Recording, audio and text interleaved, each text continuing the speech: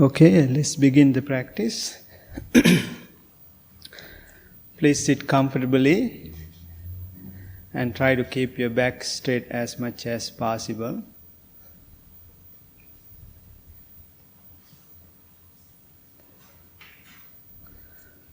Take a few deep, long breaths. Breathe in through your nose and breathe out through your mouth.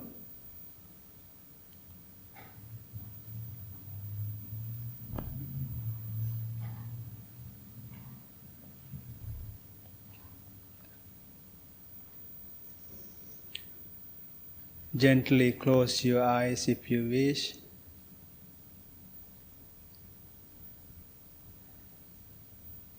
Try to observe each part of your body individually to see if you're relaxed, if your body is relaxed.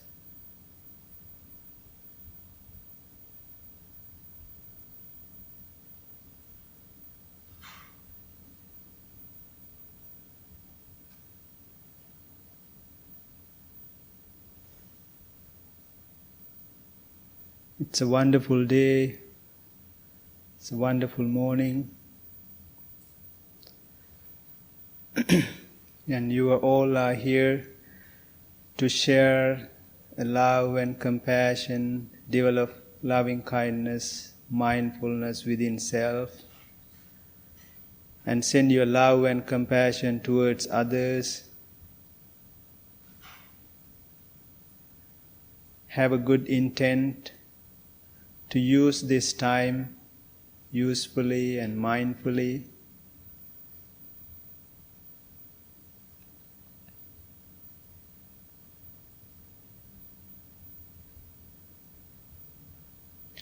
Start focusing on your breath without forcing your breath.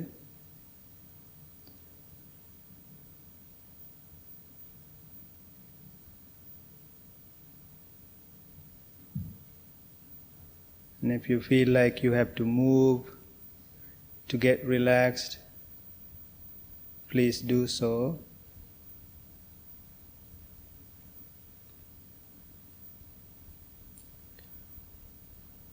The foundation of our practice is loving kindness. Developing love and compassion within self. It's so important for this practice. If you are a beginner, or even if you're practicing for a long time, there are at times it's hard to practice. When you have that moments, normal human beings, what they do is judging ourselves and criticizing ourselves for not being able to practice the way we like. If you develop love and compassion within yourself and towards yourself, that will make it easier for you to practice when you're having a difficult time of practicing and concentration. That's why the loving kindness, the foundation, is so important.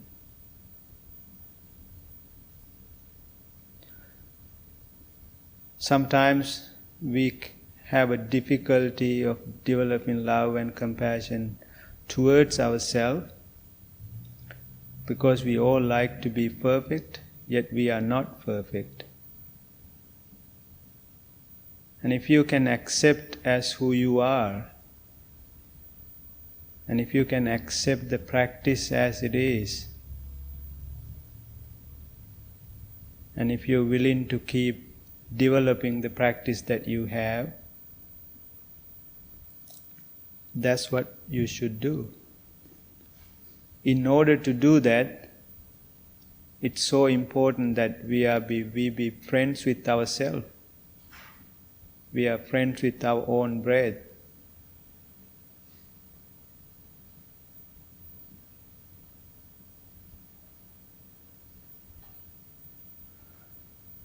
Think to yourself and develop love and compassion towards yourself within your own heart. Try to imagine your body individually. Just think about your own heart. Think about your lungs. Each part of your body work for you, breathe for you, clean your bloods, help you to walk, help you to think, help you to eat, help you to listen, help you to talk. This body does all that without expectation. At least we can develop love and compassion towards ourselves with gratitude. Think to yourself, may I be well, may I be happy,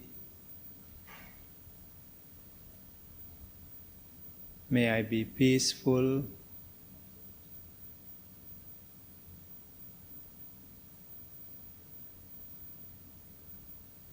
may I be well, may I be happy, may I be peaceful,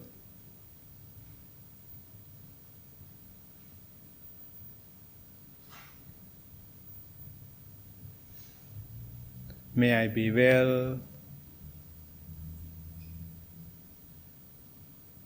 may I be happy, may I be peaceful,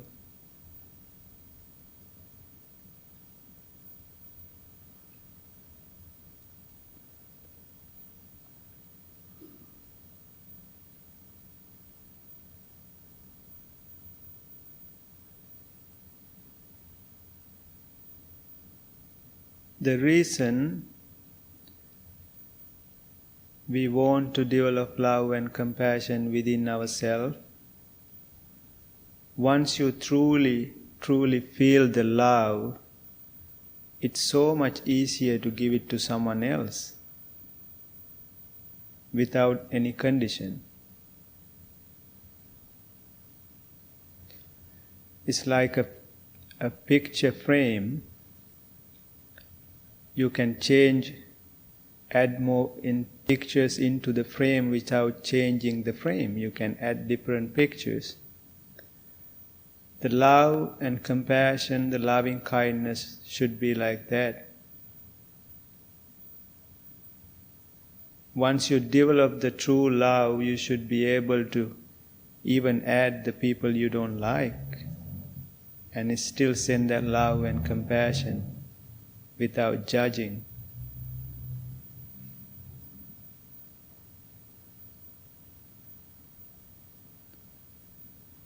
Now think about your family members. If you wish, think about them individually, your parents, your children, your partners, husband, wife, grandchildren.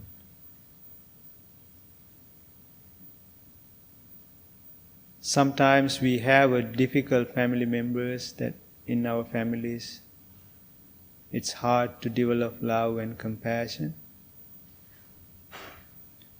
You may have a difficult experience in the past. You may not like the way they treated you or treat you, the way they talk to you. If you have someone in your life like that, try to forgive them, because we all are humans, we all make mistakes. The forgiveness is not for others, forgiveness is for us, because we are the one who keep that ill will, the anger, the frustration. We are the one who keeps those. If you have sort of family members in your family or somebody you don't like, hard to develop the love, you can start now. because the practice will make it better. A little by little you can practice. And send your loving and kind thoughts towards your family members. May all of my family members be well, be happy, be peaceful. May all of my family members be well, be happy, be peaceful.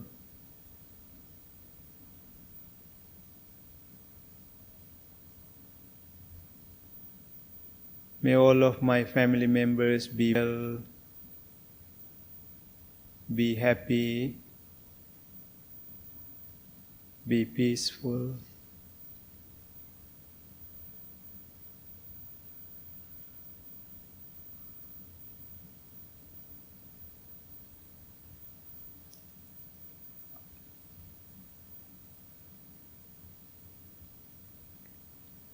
Finally, send your loving and kind thoughts towards all living beings. There are people who are suffering without food, without shelter. People who are suffering because man-made disasters like wars, natural disasters. At least we can send our loving and kind thoughts towards them, positive energy towards them for healing. May all living beings be well, be happy, be peaceful.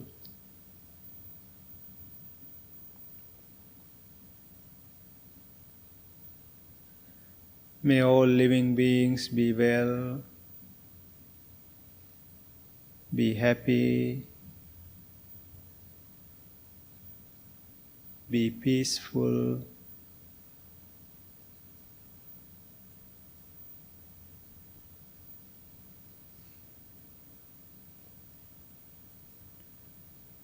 May all living beings be well,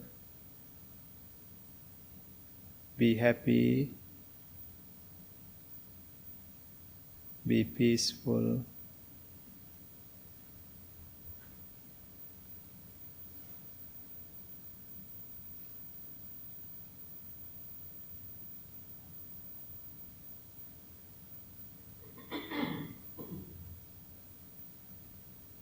Now all of you with full of love and compassion, fill hearts and mind. We can slowly start our concentration practice, the mindfulness practice. Do not force your breath. Let it happen as usual. And gently start concentrating on your breathing. Understand and observe that when you're breathing in, you breathe in. When you breathe out, you breathe out.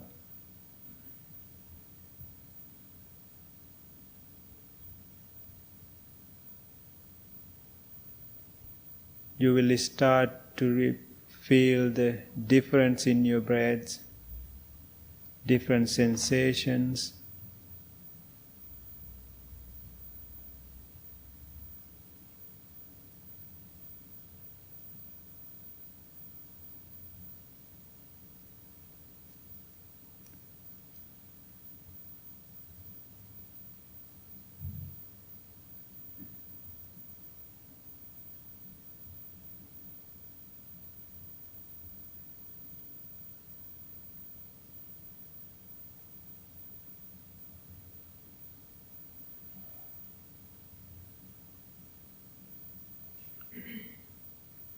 When you pay attention to your inhale and exhale,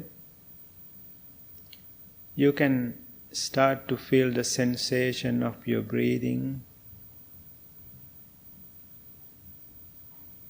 It could be tip of your nose or the upper lips, or you can feel down in the belly.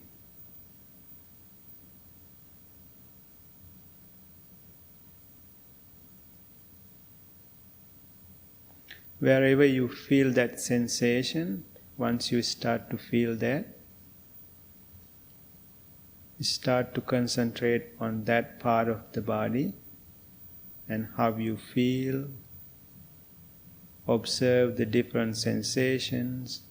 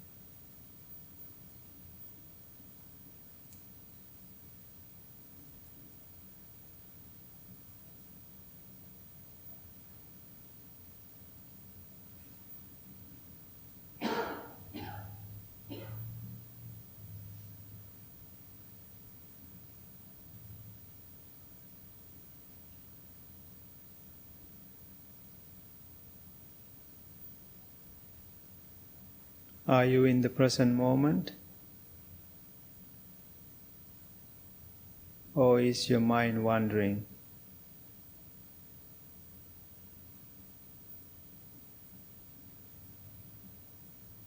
If you have a mind,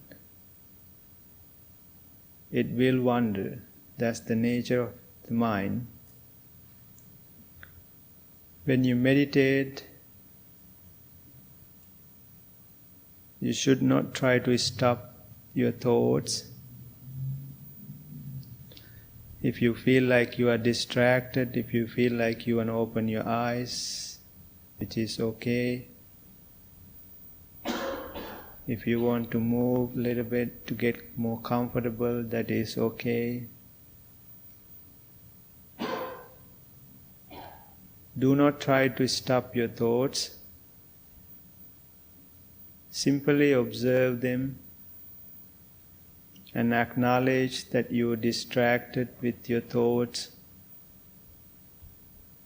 and bring your attention back to your breathing. This can happen many times during short practice, but each and every time when you get distracted by your feelings or thoughts or a sensation, gently bring your attention back back to your breathing.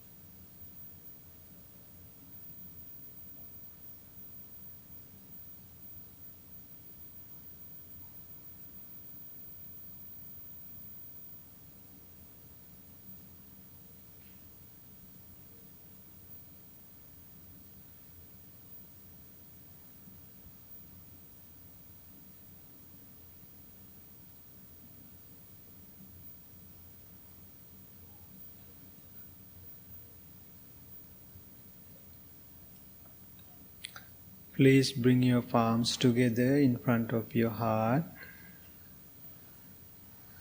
Make a strong determination to practice this meditation every day, even for a short time. May no harm come to you, may no difficulties come to you. May all of you be well, happy, and peaceful.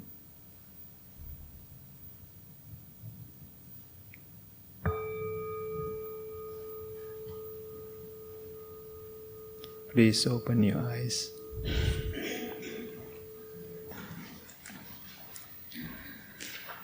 Namo tassa bhagavato arahato samma sambuddhassa.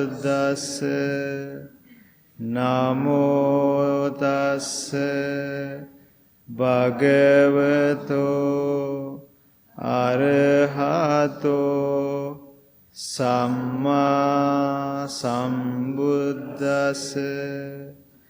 Namo tassa bhagavato arahato samma sambuddhassa. Buddhaṃ saraṇaṃ gacchāmi, Dhammang saranang gacchami. Sanghang saranang gacchami. Dutiyampi buddhang saranang gacchami. Dutiyampi dhammang saranang gacchami. Dutiyampi sanghang saranang gacchami. Tatiyampi buddhang saranang gacchami. Tatiyampi dhammang saranang gacchami. Tatiyampi sanghang saranang gacchami. Anicca-vata sankhara uppada-vaya dhammino uppajjitva nirujjanti tesang upasamo sukho sabbe satta avera hontu sabbe satta abhyapajja hontu sabbe satta aniga hontu sabbe satta sukhi attanang pariharantu. Ma dhamma mano setta manomaya manasace paduttena vasati va karoti va tato nang dukkha manveti cakkang vevahato padang mano pubbanga madhamma mano setta manomaya manasace pasannena vasati va karoti va tato nang sukha manveti chayava anapayini. Mind is the forerunner of all states. Mind is chief.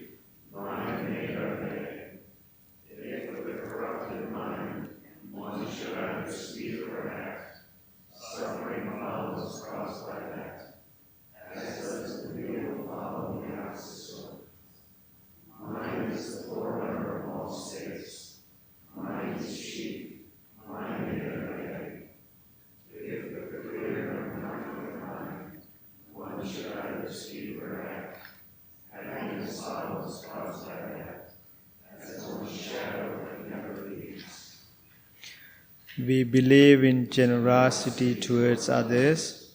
We believe the skillful noble path is marked by generosity. We believe generosity has many levels. Giving generously, speak generously,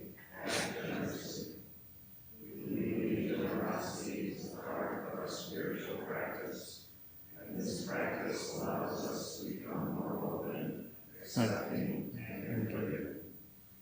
We believe extending generosity to ourselves and others is a direct way of healing division, bringing joy, and nurturing the spiritual community for years to come.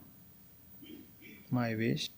May I become at all times, both now and forever, a protector for those without protection, a guide for those who have lost their way, a ship for those with an ocean to cross, a sanctuary for those in danger, a lamp for those without light, a place of refuge for those who lack shelter, and a servant to all in need.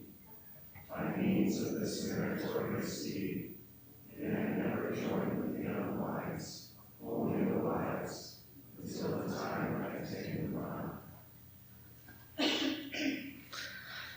So good morning, everyone. So how was the practice? Good. So today I have an easy job, so I don't have to give a talk. So I got someone else giving the talk. So our noble friend, the dear friend Grant is the guest speaker today. And so please welcome Grant, and he's going to give us the Dhamma talk today.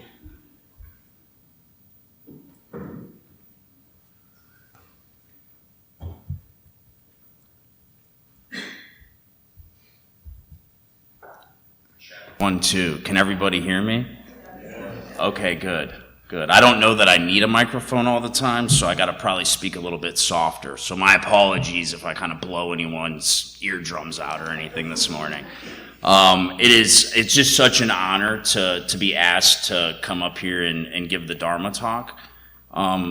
This morning, my hope is that you'll walk away understanding the importance of setting intentions or sankalpas, throughout your day and throughout your life.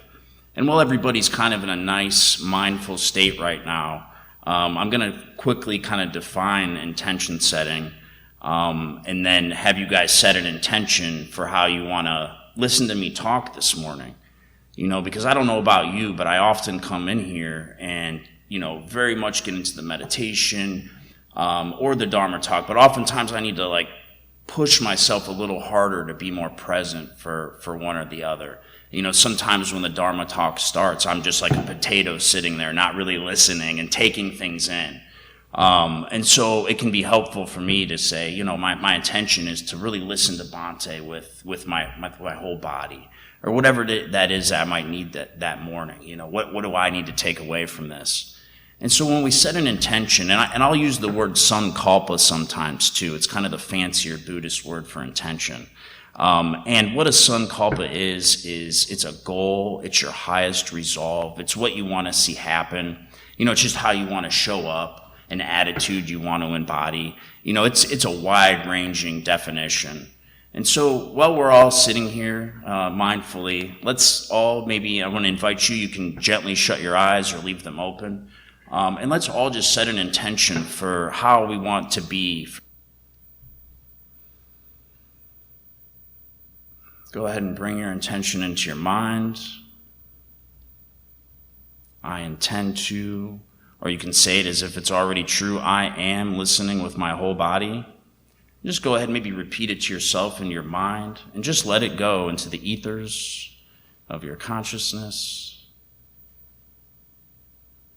And we can all come back to the present moment here. And now we all just have kind of a North Star, some way that'll focus us and help us for the next 30 minutes to get as much as you can out of what I have to tell you.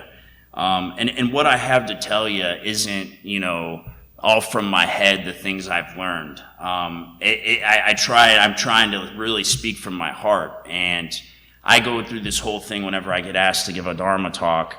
It's like Bhante will call me, hey, can you give the Dharma talk? Sure. And then immediately I start thinking of things I've read in books that I need to tell you guys about. That's where my mind directly goes. Okay, and then I spent 2 weeks making a very detailed plan on my phone out of the things out of the books, and I imagined saying it, and it was kind of, there was kind of a lot of anxiety behind this. And you know, Tyler always just watches me kind of get ready for these things. And you know, when he finally saw it, he's like, hey, they want to know what you know, not what you've learned. And I'm like, oh yeah, that's, and so coming back to that North Star of, okay, you know, my intention here is to be calm and speak from the heart. And that intention has served me so well. For example, you know, we just returned from Sri Lanka, where we got married under the Bodhi tree, actually. And it was just such a huge moment in our lives, in my life. And part of that whole experience was writing these wedding vows. And you know, we probably started 6 months before our wedding, you know, and so I'm like in the books, right? I'm like, okay, well, what is a wedding vow? What do people say? You know, writing myself down questions and like really coming up, you know, with things and just writing, you know, pages and pages and to nail it down to exactly what I want to say in that moment. And you know, we both went through this process for at least 6 months. And then the day of the wedding, you know, like it just felt like that, you know, we had all these things written down, but it wasn't capturing what it was like right then. And so we decided just to rip it up. And we both set the intention just to speak from the heart, you know, and so it just took all the pressure off. Like, hey, this isn't that big of a deal. That we want to capture how the energy feels right now. So let's just be present and respond to the way that feels versus like everything we thought about beforehand, you know. And doing that was just such a gift, and it was so meaningful. And then going back and listening to what was actually said, it was like, wow, that couldn't have happened if I wouldn't have had that intention to just speak from the heart and have a different North Star, you know, orienting myself towards where I really wanted to be. So, you know, that is, you know, one kind of an example of a heart-centered intention. But, you know, that's a big one, right? Like intention setting sankalpas.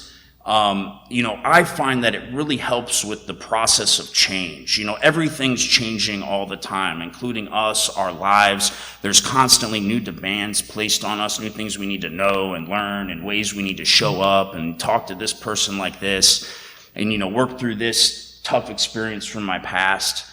And oftentimes, like, we can be really well-intended when we're suffering. Oh man, I feel really bad. So I'm going to do these things different. I'm going to feel better. You know, but oftentimes we need to keep going, and we'll lose sight of those intentions and go back to what's kind of comfortable and similar to us.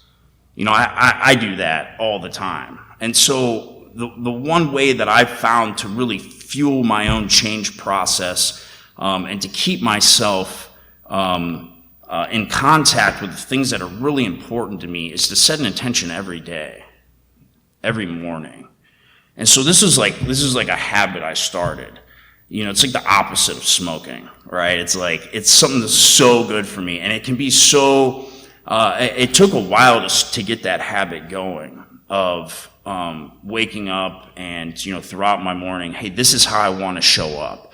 This is what I need to do today. This is how I need to be. And oftentimes it comes back to really, for me, okay, I need to be, open-hearted, joyful and curious. That's how I want to be. Like, I want to really be curious. It's not my default state a lot of the times, is like curious. I'm like, I want to tell you, I'm judgmental, right? Critical. So for me to stay in this curiosity is like, it helps me function so much as a human being. And if I didn't have that my intention pointing me towards that curiosity every day, I'm going to fall back into being a little bit more judgmental, not as open, and then I'm not experiencing the world as fully as I can be, you know, and I'm just not as present with myself and others. And so, you know, those morning intentions are really, they're vital to my well-being. You know, there's just no way around that. And we're gonna all set some intentions here in just a little while. You know, because that's kind of a smaller daily intention. And then there's also these like bigger picture intentions. And we kind of fell into this like routine of, we travel out to Palm Springs, you know, at least once a year. And we like to go on hikes out there in the desert and walk around and take in the nature. And, you know, we happened upon this like little path that we walked up, and we get to the top, and you can just kind of oversee the city of Palm Springs, but it's kind of off the beaten path. There's like nobody there. And so it felt very sacred. And so we called that Sankalpa Mountain. And, you know, the first year we, you know, both sat there, we meditated for 5 or 10 minutes, and then came to our intention until the next time that we were there, you know. And you know, what I found was those bigger picture intentions, holding the same thing and then reminding myself over and over, I made so much significant change in my life because of that. You know, the one thing that comes to my mind, you know, that feels really significant to me is this idea. I used to wake up really irritable in the morning, you know, and I didn't want to wake up irritable, but I didn't know how to kind of change that. I changed it through intention. You know, I modified a lot of behaviors and things like that, but in order to do that, I have to like be pointed somewhere. And so I would constantly set the intention, okay, you know, tomorrow morning when I wake up, if I'm irritable, I'm gonna do these things. I'm gonna be compassionate towards myself. Like I'm like always in contact with this thing that was very uncomfortable, that I was struggling with. And a lot of times our tendency is to avoid those things, suppress them, push them down, try and because change can be really hard, changing those things. But it's totally possible with the right intention, you know. And I'm not Mr. Grumpy Pants in the morning, at least like 9 out of 10 days now, which is like huge, you know, and huge for me, and I'm sure Tyler too. He probably really appreciates that, you know, because as human beings, we kind of fall into a tendency of, you know, just returning to what's regular, what's comfortable. You know, we immediately fall into craving and aversion.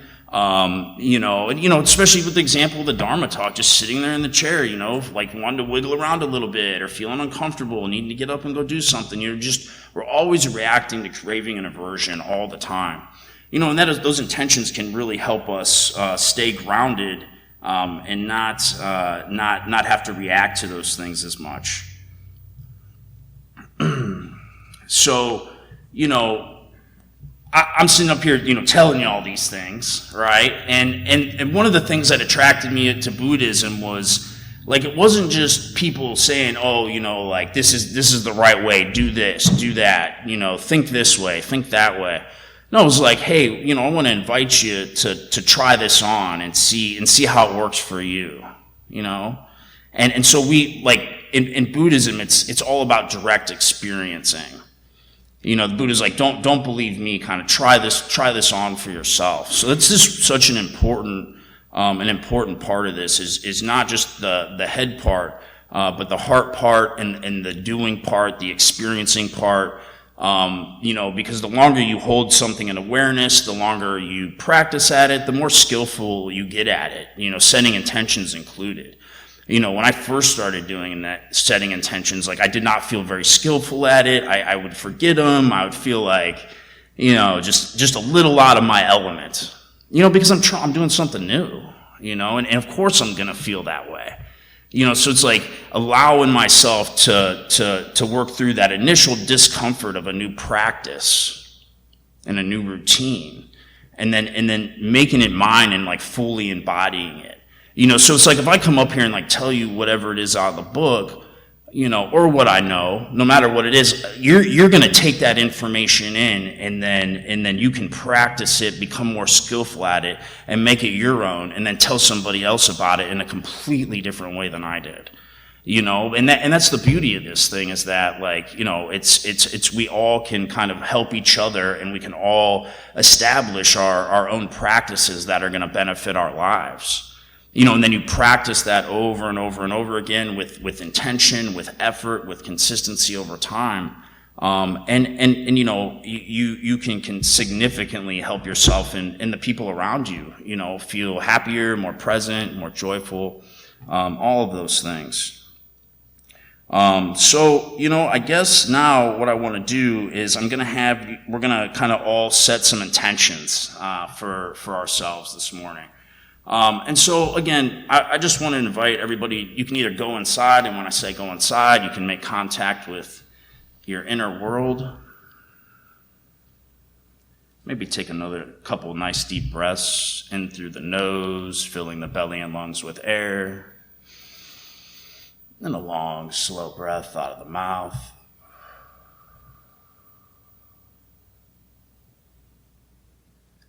And I want you just to go ahead and scan your life today. We're going to set a small today intention. What do you need today? What do you want? What are your goals? What's your deepest resolve? How do you want to show up? What's an attitude you want to embody? Let's go ahead and call that up. And just go ahead and imagine it as if it's true, as if that's what's happening, that's who you are. I am this thing that I need. And just maybe go ahead and give thanks and just let it go and watch it float away. Do what you do with it. Maybe you just need to hold it close to your heart. Whatever it is, do that.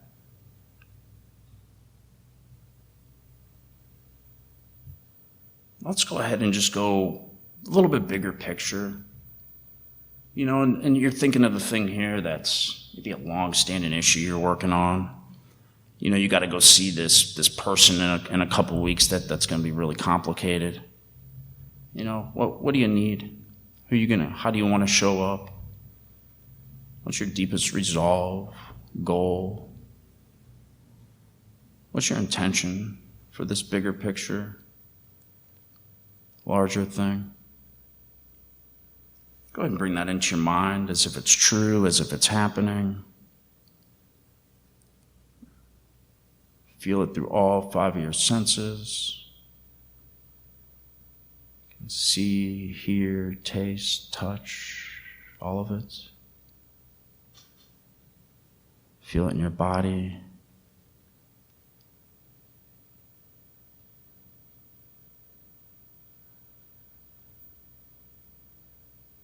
And you can give thanks, you can let it go, watch it float away, keep it close to your heart. Whatever you need, whatever you need. You're the expert on you.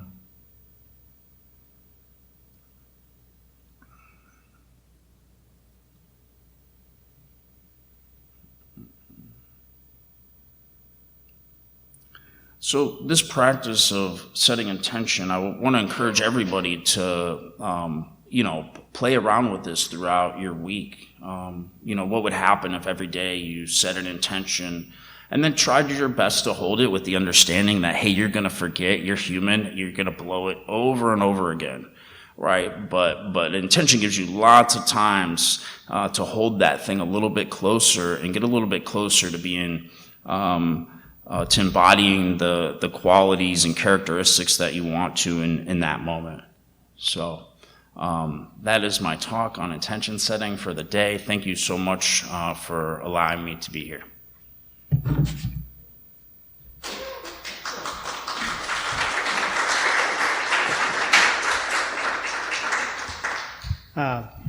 Thank you, Grant. That was wonderful. I think the monks can plan more vacation on weekend. I think you can become a part-time monk. You did good.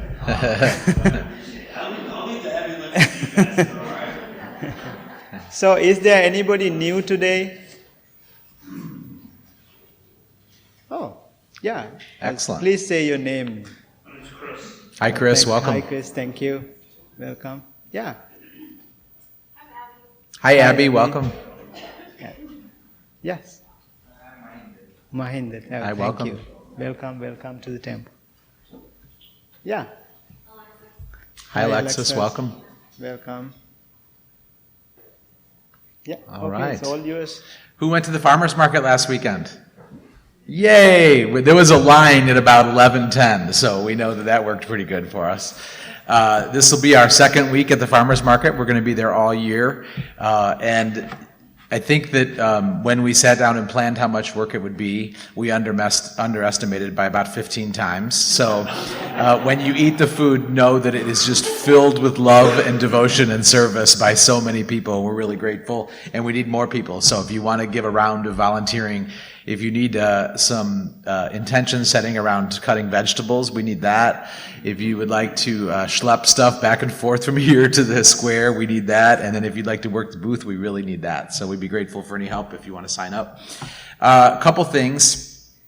This Sunday, Bhante will be having an early virtual Mother's Day meditation. You can join on Sunday, May 7th from 11 to 12. You can register online or use the QR code in the social hall. The next big event we have is next weekend is Wasaka Day. Wasaka Day is our big festival of the Buddha's birth, enlightenment, and death. So we would love to have you here. It'll be from 4 to 7 p.m. We have lots of visiting monks. We'll have great chanting. We have some performances from some youth. We have some dharma talks. We've got some great food. And we end in a parade that we will start outside the temple and go around the square. If you've not been, it's really beautiful, really fun, and a meaningful time for all of us. We will have chanting practice today right after this practice, so somewhere where Todd is sitting, right over here. Friday is our big cleanup from 10 to 12. So we do lots of cleanup, as you can imagine, but a couple times a year before our big events, we ask people to help. So we're going to do 10 to 12 this Friday to do kind of a deep clean of the whole temple and get us ready for sort of the way we have to shift around to be ready for our big event on Saturday. So we'd be grateful for that. We are still looking for sponsors for some of the monks to help with their travel expenses. So if you're interested in sponsoring a monastic and paying forward some goodness that's been done to you, that would be great. So please see the QR code on that little table in the other room. Same with the lanterns. Bhante talked last week about our lanterns this year. This year we're creating the opportunity to have the lanterns be blessed by anybody that you want to be in remembrance of, or perhaps a sankalpa, an intention you want to set. We will install it on the lantern, and then it'll be part of the parade so that you can have that visual goodness. And I think that's it. Thanks, Bhante. Thanks, everybody. Hope you all have a great week.